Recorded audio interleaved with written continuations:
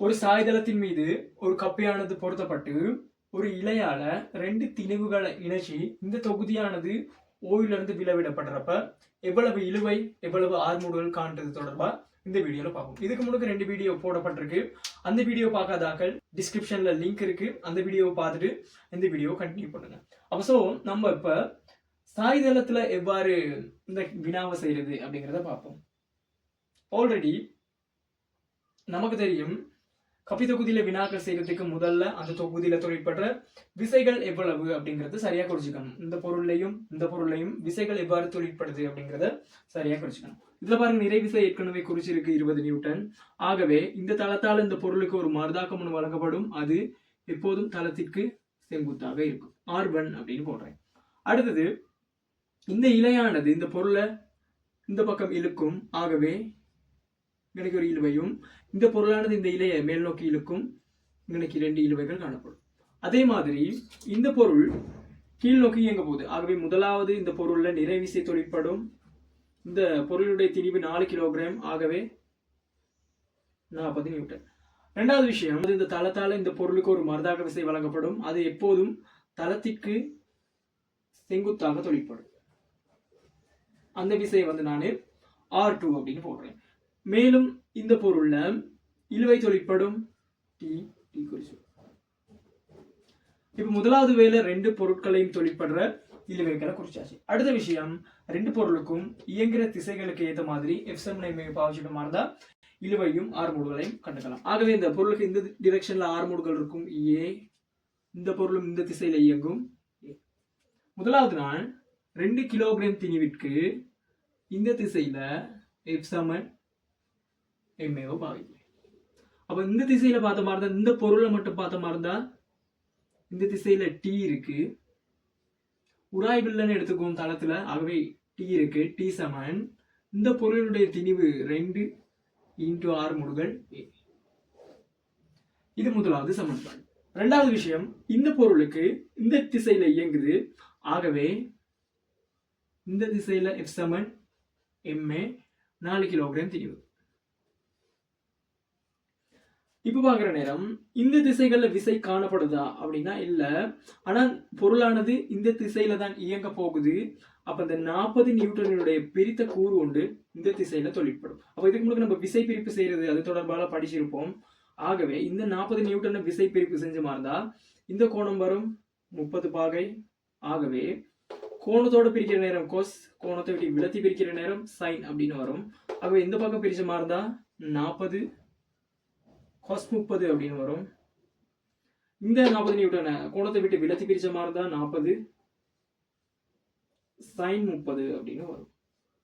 ஆகவே நம்ம சமன்பாடை பயன்படுத்துறது இந்த திசையில தொழிற்படுற விசைகளை தான் இதுல போடணும். ஆகவே இந்த திசையில பார்த்த மாதிரி தான் 40 sin 30 அப்படிங்கிற ஒரு விசை தொழிற்படுது. 40 sin 30.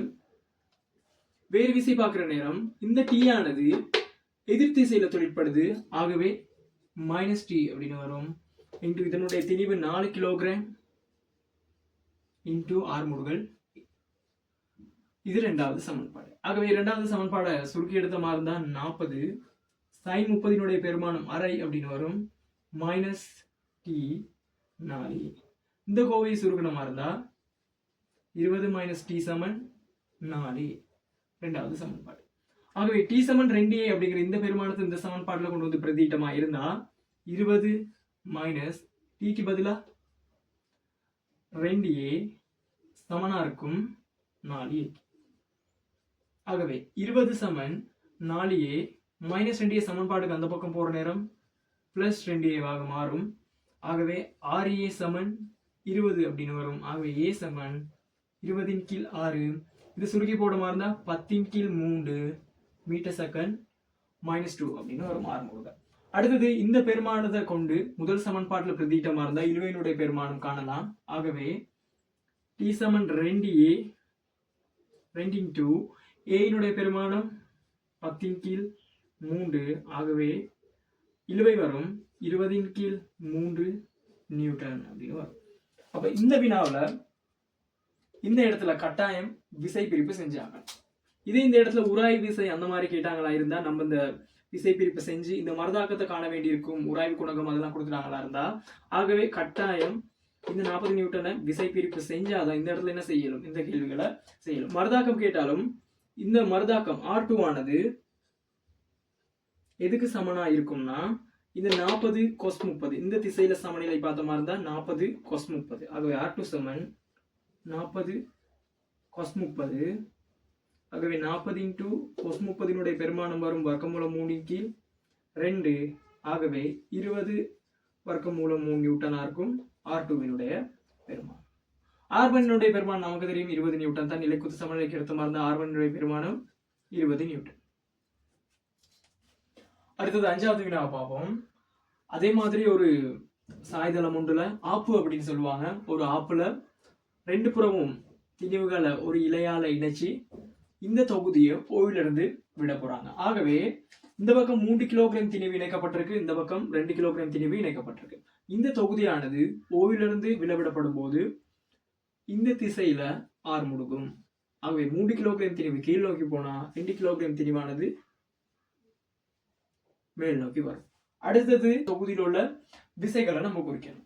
3 கிலோகிராம் திணிவு பாதமா இருந்தா முதலாவது எப்போதும் நிறைவிசை தொழிற்படும். 3 கிலோகிராம்னால 30 நியூட்டன். அடுத்தது இந்த தளத்தால இந்த பொருளுக்கு மருதாக்கம் வழங்கப்படும். அது எப்போதும் தளத்திற்கு செங்குத்தா இருக்கும். ஆகவே மருதாக்க விசை R1 அப்படின்னு.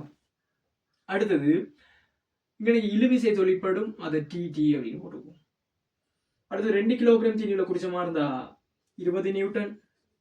இந்த தளத்தால இந்த பொருளுக்கு மருதாக்கம் வழங்கப்படும் செங்குத்தா, அதான் R2 அப்படின்னு போடுறேன். அடுத்தது இங்கேயும் இழுவிசை. ஒரே இலைனால இழுவிசைகள் மாறாது. இப்ப விசைகளை குறிச்சாச்சு. அடுத்த விஷயம், 2 திணிவுகளுக்கும் F சமன் MA பாவிச்சமா இருந்தா சரி. இந்த திணிவுக்கு, அதாவது 3 கிலோகிராம் திணிவிற்கு இந்த திசையில் F சமன் MA. ஆகவே இந்த 3 கிலோகிராம் திணிவை பாத்தீங்களா இருந்தா கீழ் நோக்கி 30 நியூட்டன் இருக்கு. ஆகவே இந்த விசையை நமக்கு ஏத்த மாதிரி விசை பிரிப்பு செஞ்சுக்கணும். விசை பிரிப்பு செஞ்ச மாதிரி தான் இந்த கோணம் 60னா இந்த கோணம் வரும் 60 பாகை. ஆகவே கோணத்தோட பிரிச்சா கோஸ், கோணத்தை விட்டு விலத்தி பிரிச்சா சைன். நமக்கு இந்த விசை தான் தேவை. ஆகவே இந்த விசை வரும் 30 சைன் 60 அப்படின்னு வரும். அதே மாதிரி இதுலயும் விசை பிரிப்பு செஞ்சு வச்சுக்கிட்ட மாதிரி இருந்தா இந்த கோணம் 60 வரும். ஆகவே கோணத்தோட பிரிச்சா கோஸ், கோணத்தை விட்டு விலத்தி பிரிச்சா சைன். அப்ப இந்த பக்கம் வரும் 20 சைன் 60 அப்படின்னு வரும். இப்ப 3 கிலோகிராம் திணிவுக்கு இந்த திசையில விசைகளை பாவிச்சமா இருந்தா இந்த திசையில காணப்படுற விசை 30 சைன் 60. எதிர் திசையில இழுவிசை ஒன்று காணப்படுது. ஆகவே -t சமன் பொருளுடைய திணிவு 3 × R மூடுகள். இது முதலாவது. அடுத்தது 2 கிலோகிராம் திணிவிற்கு மேல் நோக்கிய திசையில் F சமன் MA. இந்த பொருள் நம்ம கருதுற திசையில பார்த்தோமா இருந்தா T இழுவிசை காணப்படுது. ஆகவே T இந்த 20 sin 30 அப்படிங்கிற விசை வந்து நம்ம கருதுற திசைக்கு எதிர் திசையில இருக்கு. ஆகவே -20 sin 30 அப்படின்னு வரும். அந்த பொருளினுடைய திணிவு 2 × R மூடுகள். இது 2வது சமன்பாடு. 2 சமன்பாடையும் தீர்த்த மாதிரி இருந்தா விடைய எடுத்துக்கலாம். நான் என்ன செய்யறேன், முதலாவது சமன்பாடையும் 2வது சமன்பாடையும் கூட்டி விட்டுறேன். ஆகவே 1 + 2. 2 சமன்பாடையும் கூட்டுற நேரம் இந்த -tயும் இங்க +t இருக்கு. ஆகவே இந்த 2 பெருமானமும் இல்லாம போயிடும். ஆகவே லாஸ்டா இருக்கிறது 30 sin 60 -20 sin 30. இது சமனா இருக்கும். இந்த பக்கம் உள்ள பெருமானம் 3a + 2a. ஆகவே இந்த 2 பெருமானையும் கூட்டணமா இருந்தா sin 60 அப்படின்னு வரும். ஆகவே 30 sin 60 20 sin 60. இதுல இருந்து இதை கழிக்கிற நேரம் நமக்கு கிடைக்கும் 10 sin 60. இது சமனா இருக்கும் 5a. sin 60 பெருமானம் வர்க்கமூலம் 3 கீழ் 2 × 10 வரும். இது சமன் 5a. ஆக இந்த கோவையை சுருக்கணமா இருந்தா 2 ஒரு முறை 10ல 5 முறை இந்த ஐந்தும் கேன்சல் ஆகுமா இருந்தால் ஏ சமன் வர்க்கமூலம் 3 மீட்டர் செகண்ட் -2 அப்படின்னு வரும். ஆறுமுடுகளுடைய பெருமானம். இந்த பெருமானத்தை கொண்டு போயிட்டு ஏதாவது ஒரு சமன்பாட்டில் பிரதியிடுற நேரம் நம்மளால டீயை கண்டுகொள்ளக்கூடியதா இருக்கும். நான் வந்து ரெண்டாவது சமன்பாட்டில் பிரதியிடுறேன். ரெண்டாவது சமன்பாட்டில் பாருங்க, டி மைனஸ் 20 எனக்கு sin 60ன்னு வரும். sin 60 சமன் 2a. இந்த டி மைனஸ் 20 sin 60னுடைய பெருமானம் வர்க்கமூலம் 3/2 இது சமனா இருக்கும் 2 மடங்கு a-னுடைய பெருமானம் வர்க்கமூலம் 3. ஆகவே இந்த கோவையை சுருக்கிற மாதிரி இருந்தால் டி 2 ஒரு முறை 20ல் 10 முறை 10 வர்க்கமூலம் 3ன்னு வரும். இது சமனா இருக்கும் 2 வர்க்கமூலம் 3க்கு. ஆகவே டீனுடைய பெருமானம் 2 வர்க்கமூலம் 3 -10 சமன்பாடுக்கு அந்த பக்கம் போற நேரம் +10 வர்க்கமூலம் 3ன்னு வரும். ஆகவே 12 வர்க்கமூலம் 3 நியூட்டனா அமையும் இந்த இலையில் உள்ள இழுவை. அப்போ ஆறுமுடுகளுடைய பெருமானம் வர்க்கமூலம் 3, இவையினுடைய பெருமானம் 12 வர்க்கமூலம் 3. இந்த வினாவில் 2 பக்கமும் விசைகளை பிரித்து சேர்ந்த மாதிரி இருந்தால் சரி. சம்டைம் இதில் R1 R2 கேட்டாங்களா இருந்தால் இந்த திசையில் உள்ள சமநிலை கருதி R1 சமனா இருக்கும் 30 cos 60க்கு, R2 சமனா இருக்கும் 20 cos 60க்கு சமனா இருக்கும்.